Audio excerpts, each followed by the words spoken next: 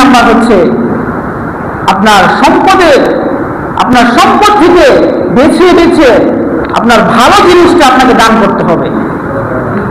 আপনার সম্পদ থেকে বেছে বেছে ভালো জিনিসটা দান করতে হবে। আল্লাহ রব্বুল আলামিন এটাই পবিত্র কোরআনুল কারীমের মধ্যে বলেছেন, ইয়া আইয়ুহাল্লাযীনা আমানু আনফিকু মিন তাইয়্যিবাতি মা কাসাবতুম। আল্লাহ তাআলা বলেছেন, হে ঈমানদারগণ, তোমরা তোমাদের উপার্জিত সম্পদ থেকে উত্তম সম্পদ আল্লাহ তাআলার রাস্তায় দান করো। অতএব আমাদেরকে দান করার ক্ষেত্রে যেটা ভালো ওইটা আল্লাহর রাস্তায় দান করতে হবে। এখন অনেকে দেখবেন দান করবে, মসজিদে পকেটে হাত দিছে, টাকা বের করছে, এখন দেখে কি বাংকি টাকা নাই, 10 টাকা 20 টাকা নোট নাই, এই জন্য কি আমার পকেটে রেখে দিচ্ছে। এরকম অনেকে করে না? করে।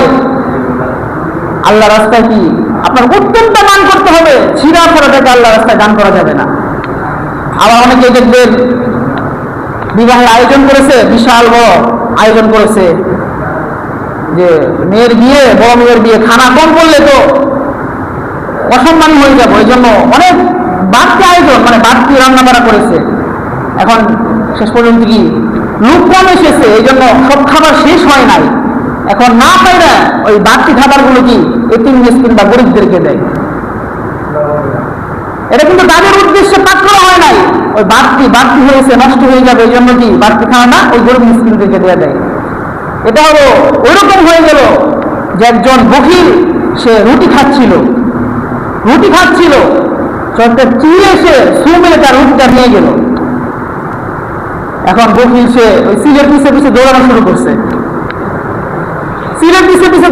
করছে, এক পর্যায়ে সামনে একটা নদী চলে আসছে।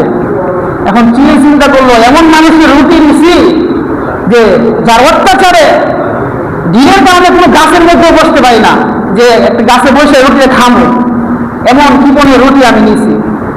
তো চিল কি করলো, ওই নদীটা পার হয়ে গেল। তখন ওই কিপন, ওই বখিল লোকটা বলে, যা আল্লাহ রাস্তায় তোরা দিয়ে দিলাম। এখন না করে কি আল্লাহ রাস্তায় দিয়ে দিছে, যা আল্লাহ রাস্তায় দিয়ে দিলাম। এই অবস্থা হয়েছে। আমরা না পারে কি মানুষকে গরিব মিসকিনদেরকে আমরা খাওয়াই, অথচ আল্লাহ তাআলা বলেছেন কি, ইয়া আইয়ুহাল্লাযীনা আমানু আনফিকু মিন তাইয়্যিবাত মা কাসাবতুম। তোমরা উত্তম জিনিস, তোমাদের যে উত্তম জিনিসটা সেটা আল্লাহর রাস্তায় দান করো।